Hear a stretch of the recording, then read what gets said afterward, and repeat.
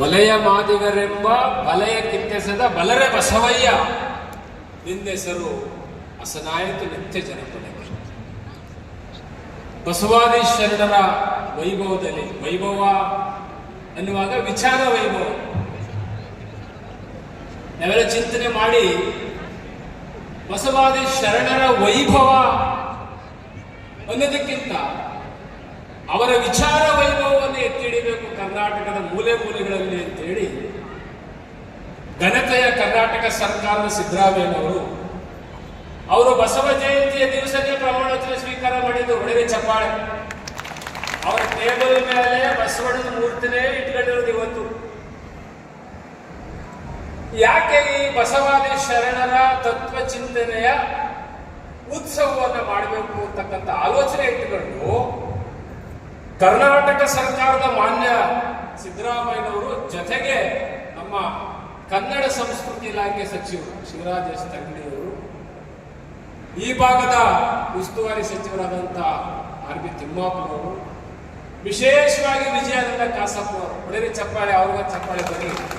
ಯಾಕೆ ಅಂದ್ರೆ ಈ ಬಸವ ಜಯಂತಿಯ ದಿನ ಬಸವಾದಿ ಶರಣರ ವಿಚಾರ ವೈಭವವನ್ನ ಕೂಡಲ ಸಂಗಮದಲ್ಲೇ ಮಾಡಬೇಕು ಅಂತ ಪಟ್ಟಿಡಿದಂತಹ ಏಕೈಕ ಅಗ್ರಗಣ್ಯರವರು ಯಾರು ವಿಜಯಾನಂದ ಕಾಸಪ್ಪನವರು.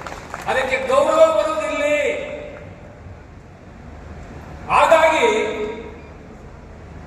ಕರ್ನಾಟಕ ಸರ್ಕಾರದ ಎಲ್ಲ ಸಚಿವರು, ಪೂಜ್ಯ ಶ್ರೀಗಳವರು, ಮತ್ತೆ ನಮ್ಮ ಮುಂದೆ ಬಹಳಷ್ಟು ಜನ ವಿದ್ವಾಂಸರಿದ್ದಾರೆ. ಬಸವ ಬಸವ ಬಸವ ಬಸವ ಈ ಮೂರಕ್ಷರಗಳು ಕನ್ನಡ ನಾಡನ್ನು ಹೇಗೆ ಬೆಳೀತು ಅಂತ ಹೇಳಲಿಕ್ಕೆ ಬಂದಿದ್ದಾರೆ. ಹಾಗಾಗಿ ಬಂಧುಗಳೇ, ಕರ್ನಾಟಕ ಸರ್ಕಾರ ಜೊತೆಗೆ ಕೂಡಲ ಸಂಗಮ ಅಭಿವೃದ್ಧಿ ಪ್ರಾಧಿಕಾರ ಜೊತೆಗೆ ನಾಡಿನ ಎಲ್ಲಾ ಪೂಜ್ಯರು ವಿದ್ವಾಂಸರ ಸಮ್ಮುಖದಲ್ಲಿ ಬಸವಾದಿ ಶರಣರ ವೈಭವ ಅನುಭವ ಮಂಟಪ ಅನ್ನುವ ಕಲ್ಪನೆಯಲ್ಲಿ ಈ ಕಾರ್ಯಕ್ರಮ ಆಯೋಜನೆ ಮಾಡೋದಕ್ಕೆ ಈ ವೇದಿಕೆ ವತಿಯಿಂದ ನಿಮ್ಮೆಲ್ಲರ ಹೃದಯ ಸಾಮ್ರಾಜ್ಯದಲ್ಲಿ ಇದು ಚಿರಸ್ಥಾಯಿಯಾಗಿ ಉಳಿಲಿ ಅಂತ ಜ್ವರದ ಚಪ್ಪಾಳೆ ಮೇಲೆ ನಿಮ್ಮ ಕಡೆ ಭಕ್ತಿಯ ಶರಣಗಳನ್ನ ಸಮರ್ಪಣೆ ಮಾಡಿ, ಬಸವಣ್ಣ 8 ವರ್ಷದ ಹುಡುಗಿಗೆ ಹೆಂಗ ಅರ್ಥ ಆಗ್ತಾನೆ. ಒಂದೂರಲ್ಲಿ ಒಬ್ಬ ಮಹಾಸ್ವಾಮೀಜಿ 20 ದಿನಗಳ ಪ್ರವಚನ ಮಾಡ್ತಾ ಇದ್ದ. ಎಷ್ಟು ದಿನ? 20 ದಿವಸ. 19ನೇ ದಿನ ಅವನ ಪ್ರವಚನ ಮುಗೀತು. ಒಬ್ಬ 8ನೇ ಕ್ಲಾಸ್ ಓದ ಹುಡುಗಿ ಕೂತಿಲ್ಲ ಅಲ್ಲಿ. ಆ ಪ್ರವಚನಕ್ಕೆ ಬಂದಿದ್ದಂತ ಮಹಾಸ್ವಾಮಿ ಆ ಹುಡುಗಿಯನ್ನ ಕರೆದ, ಬಾಯಿಲಿ ನೋಡು, ನಾಳೆ ನಂದು ವಿಶೇಷ ಪ್ರವಚನದ ಮುಕ್ತಾಯ, ವಿಶೇಷ ಪ್ರವಚನ.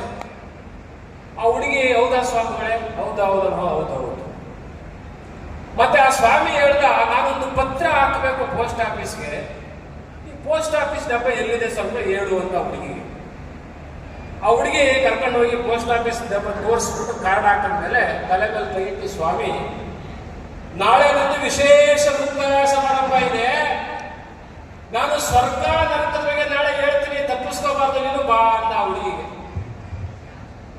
ಆ ಹುಡುಗಿ ಮ್ಯಾಕೆ ಅಂತ ನೋಡ್ಬಿಟ್ಟು, ಅಲ್ಲ ಸ್ವಾಮಿಗಳೇ, ಪೋಸ್ಟ್ ಆಫೀಸ್ ಡಬ್ಬದ ದಾರಿಯೇ ನಿಮಗೆ ಗೊತ್ತಿಲ್ಲ, ನನ್ ಕೇಳಿದಿರಿ, ಇನ್ನು ಸ್ವರ್ಗ ನರಕ ದಾರಿ ಹೇಳ್ತೀನಿ ಅಂದ್ರಲ್ಲ, ನಿಮ್ಗೆ ತಲೆಗೆಲ್ಲ ಕೆಟ್ಟೋಗಿದ್ಯಾ?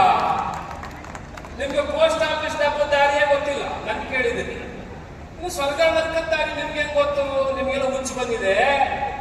12ನೇ ಶತಮಾನದಲ್ಲಿ ಬಸವಣ್ಣ ಆಚಾರವೇ ಸ್ವರ್ಗ, ಅನಾಚಾರವೇ ನರಕ ಅಂತ ಹೇಳ್ತಿದ್ದಾನೆ. ನಿಮ್ ಮಕ್ಕಳಷ್ಟು ಬೆಂಕಿ ಹಾಕ, ನಿಮ್ ಪ್ರವಚನಕ್ಕಷ್ಟು ಬೆಂಕಿ ಹಾಕ ಅಂತ ಹುಡುಗಿ.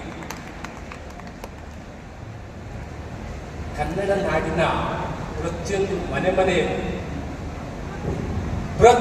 ಮನೆಯಲ್ಲಿ ದೀಪ ಹಚ್ಚುವ ವೇಳೆ, ಬೀಸ್ತಾ ಇದ್ರೆ ಹಿಂದೆ ಬೀಸುವ ವೇಳೆ, ಈ ನಿಂತಿಗೆ ಬೀಸಕ್ಕೆ ಯಾವಾಗ ತಪ್ಪಾಯ್ತು ಆಗಲೇ ಸ್ಟ್ರೋಕ್ ಜಾಸ್ತಿ ಆಯ್ತು. ಈ ಜೋಬಲು ಮಾತ್ರ ಯಾಕೆ ಜಾಸ್ತಿ ಅಂದ್ರೆ ಬೀಸೋದು ನಿಂತೋಯ್ತು. ಕಾಯಕ ಆವುದೆಂದು ಬೆಸೆಗೊಂಡೆಡೆ ನಿಮ್ಮ ರಾಣಿ ವಾಸದಾಣೆ ಅಂತ ಸಂಸ್ಕೃತಿ ಇದು. ಕಾರೇ ಸೊಪ್ಪಾದರೂ ಸರಿ, ಕಾಯಕದಿಂದ ಬಂದಿದ್ದ ಲಿಂಗಾರ್ಪಿತ ಅಂದಂತ ಸಂಸ್ಕೃತಿ ಇದು. ಇಷ್ಟು ಭವ್ಯವಾದ ಸಂಸ್ಕೃತಿ ಈ ಕನ್ನಡ ನಾಡಿನಲ್ಲಿತ್ತು ಅಂತೇಳಿ ಬ್ರಿಟಿಷ್ ರಿಯಲ್ ರೈಟ್ಸ್ ಫ್ಲೀಟ್ಸ್ ವಿದ್ವಾಂಸರು ಬಸವಾದಿ ಶರಣರ ವಿಚಾರಗಳನ್ನ ಕಂಡು ವೈಬ್ರೇಷನ್ ಹಾಕೊಂಡಿದ್ದಾರೆ ಆ ಕಾಲಕ್ಕೆ. ಇವತ್ತು ಘನತೆಯ ಕರ್ನಾಟಕ ಸರ್ಕಾರ ಬಸವಾದಿ ಶರಣರ ವೈಭವವನ್ನು ನಮ್ಮ ವಿಜಯಾನಂದ ಕಾಸಪ್ಪನವರ ಆಸೆಯಂತೆ ಪ್ರತಿ ವರ್ಷ ಕೂಡಲ ಸಂಗಮದಲ್ಲೇ ಆಗಲಿ ಅಂತಕ್ಕಂಥ ಸಂಕಲ್ಪವನ್ನು ಅವರು ಮಾಡಿದ್ದಾರೆ. ಒಳ್ಳೆ ಚಪ್ಪಾಳೆ. ಇದು ಯಾವ ಸಂಸ್ಕೃತಿ?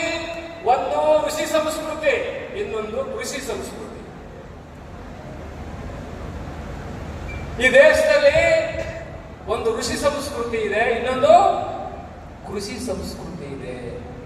ಈ ಕೃಷಿ ಸಂಸ್ಕೃತಿ ಇದರ ವಾರಸುದಾರ ಯಾರು ಅಂದ್ರೆ ಬಸವಾದಿ ಶರಣರು. ಇಂಥ ಬಸವಾದಿ ಶರಣರ ಚಿಂತನೆಗಳು ಹೆಂಗಿದೆ ಅಂದ್ರೆ ಇದು ಜಾತಿ ಧರ್ಮ ವರ್ಣ ವರ್ಗವನ್ನು ಮೀರಿದಂತಹ ಸಂಸ್ಕೃತಿ. ಕುವೆಂಪು ಒಂದು ಕಡೆ ಹೇಳ್ತಾರೆ, ಪೂಜ್ಯರೇ ಕುವೆಂಪು, ವಿಜಯಾನಂದ ಕಾಸಪ್ಪನವರೇ, ಕುವೆಂಪು ಹೇಳ್ತಾರೆ, ಕಳ್ಳನೊಬ್ಬನ ಗುರುವನ ಮಾಡಿ ಸುಳ್ಳಿನ ಮಾಲೆ ಕೊರಳಿಗೆ ಸುಡಿ ಧರ್ಮ ಮೆರವರ ನೊಡೆಯ. ಕುವೆಂಪು ಕಳ್ಳನೊಬ್ಬನ ಗುರುವನ್ನು ಮಾಡಿ